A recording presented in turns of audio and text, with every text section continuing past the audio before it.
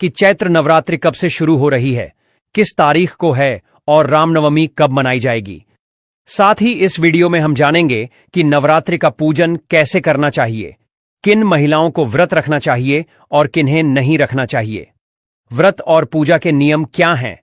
यह वीडियो आपके लिए बहुत उपयोगी होगा, इसीलिए इसे अंत तक जरूर देखें।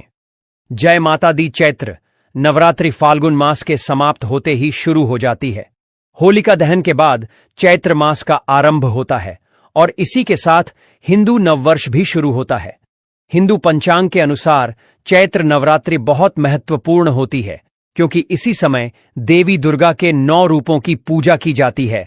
घट स्थापना, कल स्थापना किस दिन और किस शुभ मुहूर्त में करनी चाहिए, अखंड ज्योत जलाने का सही तरीका क्या है, पूजा विधि और मंत्र कौन कौन से हैं, इन सभी महत्वपूर्ण विषयों पर इस वीडियो में जानकारी दी जाएगी। नवरात्रि में माता रानी की आराधना करने से सभी दुख और संकट समाप्त हो जाते हैं। कुछ लोग पूरे 9 दिन व्रत रखते हैं, जबकि कुछ पहले और आखिरी दिन उपवास रखते हैं। हर किसी की अपनी मान्यताएं होती हैं और हर उपासना का अपना महत्व होता है। बहुत से लोग जानते होंगे कि एक साल में 4 नवरात्रि होती हैं, 2 गुप्त नवरात्रि और 2 सार्वजनिक रूप से मनाई जाने वाली नवरात्रि चैत्र और शारदीय नवरात्रि को विशेष रूप से मनाया जाता है, जबकि गुप्त नवरात्रि साधकों के लिए अधिक महत्वपूर्ण होती है। अगर आपको यह वीडियो पसंद आए और उपयोगी लगे तो लाइक जरूर करें। आपका एक लाइक हमारे लिए बहुत महत्वपूर्ण है। हम आपको जो भी जानकारी दे हैं वह शास्त्रों और पंचांग पर आधारित होती है। दोस्तों, आप जानते हैं कि नवरात्रि साल में 4 बार आती है। इनमें से 2 गुप्त नवरात्रि होती हैं और 2 प्रमुख नवरात्रि जिन्हें बड़े हर्षोल्लास से मनाया जाता है। चैत्र नवरात्रि नया संवत हिंदू नववर्ष शुरू होने के साथ आती है और बहुत शुभ मानी जाती है। अश्विन नवरात्रि, जिसे शारदीय नवरात्रि भी कहा जाता है, दशहरे से पहले आती है और इसे बहुत धूमधाम से मनाया जाता है। माघ नवरात्रि और आषाढ़ नवरात्रि गुप्त नवरात्रि होती हैं, जिनका विशेष महत्व साधकों के लिए होता है। चैत्र नवरात्रि का विशेष महत्व है क्योंकि यह नए संवत के आरंभ के साथ आती है और इस दिन ग्रहों की स्थिति से पूरे वर्ष की संभावनाओं का आकलन किया जाता है। ज्योतिष शास्त्र के अनुसार इसी समय यह निर्धारित होता है कि इस वर्ष का राजा और मंत्री कौन होगा, ग्रहों की स्थिति कैसी रहेगी और आने वाला समय लाभकारी होगा या नहीं। लेकिन यह सिर्फ बातें नहीं हैं, बल्कि पुराणों और ज्योतिषीय गणनाओं में इन बातों का उल्लेख किया गया है।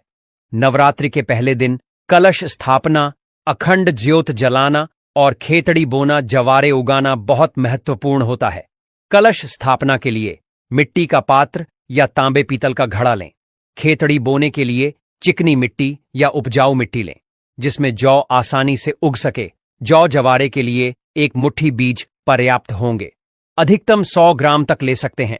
मां दुर्गा की पूजा के लिए मूर्ति या तस्वीर रखें। अखंड ज्योत जलाने के लिए तेल या घी का बड़ा दीपक या कटोरी का उपयोग करें। यदि अखंड ज्योत जलाना संभव ना हो तो नियमित दीपक जलाकर भी माता की आराधना कर सकते हैं। कलश स्थापना के साथ व्रत और पूजन का संकल्प लें। इसके बाद मां दुर्गा की आराधना करें और पूरे नवरात्रि मां के 9 रूपों की पूजा विधि का पालन करें।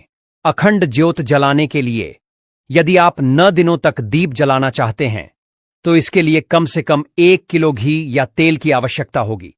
इसे पहले से लेकर रख लें। कलश स्थापना के लिए एक मिट्टी का या धातु का कलश लें। यदि आपके पास पहले से कोई तांबे या पीतल का कलश उपलब्ध है तो उसे भी उपयोग में ला सकते हैं। कलश पर रखने के लिए नारियल की आवश्यकता होगी। यदि आपके क्षेत्र में पानी वाला नारियल मिलता है तो उसे ले, लेकिन यदि वह उपलब्ध नहीं है तो सूखा नारियल भी इस्तेमाल किया जा सकता है। कलश को सजाने के लिए एक लाल वस्त्र या चुन्नी ले। कलश के अंदर हल्दी की गांठ, चांदी का सिक्का यदि उपलब्ध हो, सामान्य सिक्का, अक्षत, चावल, सुपारी और थोड़ी सी दूर्वा डालें। यह सभी सामग्री शुभ मानी जाती हैं और माता लक्ष्मी की कृपा बनाए रखने के लिए उपयोगी होती हैं। कलश स्थापना के लिए लकड़ी की एक चौकी ले। चौकी पर बिछाने के लिए पीले या लाल रंग का वस्त्र रखें। माता के श्रृंगार के लिए सुहाग सामग्री जैसे चूड़ियां, लिपस्टिक, बिंदी, कुमकुम और रोली जरूर रखें। पूजा सामग्री में रोली मौली, इलायची, धूप, दीप और भोग के लिए मिठाई या फल रखें। यदि संभव हो तो ड्राई फ्रूट भी ले सकते हैं। अखंड ज्योत जलाने के लिए दीपक बाती और पर्याप्त तेल या घी पहले से तैयार रखें। पूजा के लिए बैठने से पहले एक तांबे या पीतल का लौटा लें। उसमें पहले गंगा जल डालें और फिर शुद्ध जल से भर लें। अब पूजन विधि की ओर बढ़े। सबसे पहले पूजा स्थल का शुद्धिकरण करें। पूर्व दिशा की ओर मुख करके बैठे और पूजा स्थल पर हल्का जल छिड़क ताकि स्थान शुद्ध हो जाए। जो भी सामग्री आपने पूजा के लिए इकट्ठा की है उसका भी शुद्धिकरण करें ताकि पूजा पूरी श्रद्धा और पवित्रता के साथ संपन्न हो सके। जहां पूजा करनी है वहां जल और पुष्प छिड़क कर शुद्धिकरण करना है और एम का उच्चारण करना है। इस प्रकार आप पूजा स्थल को पवित्र कर लेंगे। जब स्थान और सामग्री शुद्ध हो जाए तो माता की चौकी लगाइए। चौकी पर सफेद या पीला वस्त्र बिछाए। यदि चौकी उपलब्ध नहीं है तो जिस स्थान पर पूजा करने वाले हैं वहां उचित व्यवस्था करें। अब सबसे पहले माता की तस्वीर या मूर्ति को वहां स्थापित करें। माता को विराजमान करने के लिए अक्षत लेकर उनका आसन बनाएं और फिर तस्वीर या प्रतिमा को वहां रख दें। इसके बाद जो जवारे जौ बोने वाले हैं उन्हें 1 या 2 घंटे पहले पानी में भिगोकर निकाल लें। मिट्टी के पात्र को अच्छे से धोकर शुद्ध करें, उसमें रेत डालें और फिर जौ डालें। जौ डालने के बाद उस पर हल्की सी मिट्टी की परत डालें। माता की दाहिनी ओर इस पात्र को रखें। इसके ऊपर यदि चाहे तो कलश रख सकते हैं या फिर अलग से भी कलश स्थापना कर सकते हैं। यदि अलग से कलश स्थापित कर रहे हैं तो पहले उसके नीचे चावल या गेहूं रखें और फिर उस पर कलश स्थापित करें। कलश में गंगा जल डालें और उसमें हल्दी की गांठ, साबुत हल्दी, रुपये का सिक्का या चांदी का सिक्का, कमल गट्टे यदि उपलब्ध हो, सुपारी और दूर्वा डालें। सुपारी और सिक्का डालना आवश्यक है। बाकी सामग्री ना होने पर भी कोई समस्या नहीं है। अब कलश को ढक दें और उस पर थोड़ा सा अक्षत डालें। फिर उसके ऊपर नारियल स्थापित करें।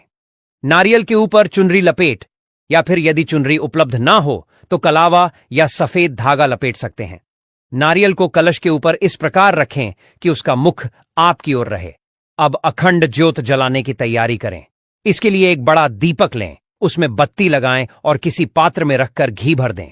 ज्योत स्थापित करने के लिए उसके नीचे भी चावल रखें। चावल का आसन बनाकर उस पर ज्योत रखें। यह ज्योत 9 दिनों तक निरंतर जलती रहनी चाहिए, इसलिए इसे सुरक्षित स्थान पर रखें। अब भगवान गणेश की प्रतिमा स्थापित करें। इस प्रकार पूजा की संपूर्ण आवश्यक प्रक्रिया पूर्ण हो गई है और आप माता की आराधना के लिए पूरी तरह तैयार हैं। अब हम पूजन आरंभ करेंगे। सबसे पहले संकल्प लिया जाएगा। संकल्प से पहले जल से शुद्धिकरण किया जाएगा। आप आसन पर बैठे अपने हाथ पृथ्वी पर लगाएं और माता पृथ्वी से प्रार्थना करें। मंत्र उच्चारण करें। ओम पृथ्वी दयादता लोक देवी विष्णुनाथ तथा महादेवी पवित्रम गुरु आसनम। यदि आप विवाहित हैं और संभव हो तो पति पत्नी साथ में पूजा करें। अब जल से आचमन करें। सीधे हाथ में जल लें और सामग्री के साथ एक दीप प्रज्वलित करें। यदि संभव हो तो अखंड ज्योति जलाएं।